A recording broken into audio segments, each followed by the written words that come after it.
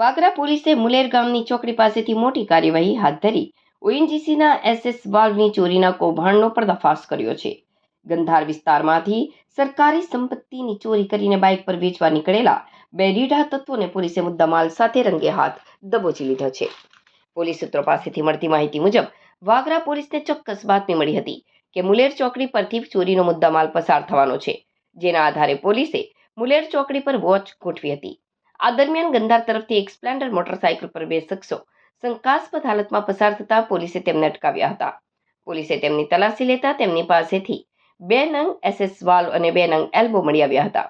પોલીસે બંને શખ્સો અશોક મોતીભાઈ દેવી પૂજક રહે મુલેર ગામ અને ખોડા ભીખાભાઈ દેવી પૂજક રહે મુલેર ગામ પાસે વાલ્વ અંગેના કાયદેસરના આધાર પુરાવા માંગતા તેઓ ગલ્લા તલ્લા કરવા લાગ્યા હતા અને કોઈ સંતોષકારક જવાબ આપી શક્યા ન હતા, જેથી પોલીસે પોલીસ સ્ટેશન લાવી કડક પૂછપરછ હાથ ધરતા બંને ભાંગી પડ્યા હતા. તેઓએ કબૂલાત કરી હતી કે આ એસએસ વાલ્વ ઓએનજીસીના ગંધાર સ્થિત ડીટીવાયએસ વિસ્તારમાંથી ચોરી કર્યા હતા અને નજીકની બાવળીમાં સંતાડી રાખ્યા હતા, જેને આજે તેઓ વેચવા માટે લઈ જઈ રહ્યા હતા. વાગરા પોલીસ મથકના સતર્ક પોલીસ કર્મીઓ બોપાભાઈ અને સુરેશભાઈની ત્વરિત કામગીરીના કારણે સમગ્ર કૌભાંડનો ભાંડો ફૂટ્યો હતો.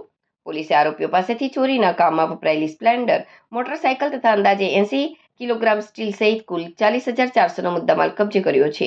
ઓએનજીસી જેવી મહત્વની જાહેર રાષ્ટ્રીય સંપત્તિની ચોરીનો પ્રયાસ નિષ્ફળ બનાવતી વાગરા પોલીસની આ કામગીરીને પંથકમાં મોટી સફળતા માનવામાં આવી રહી છે. પોલીસે બંને આરોપીઓની અટકાયત કરી આગળની કાયદેસરની કાર્યવાહી અને રિમાન્ડ મેળવવાની તજવીજ હાથ ધરી છે.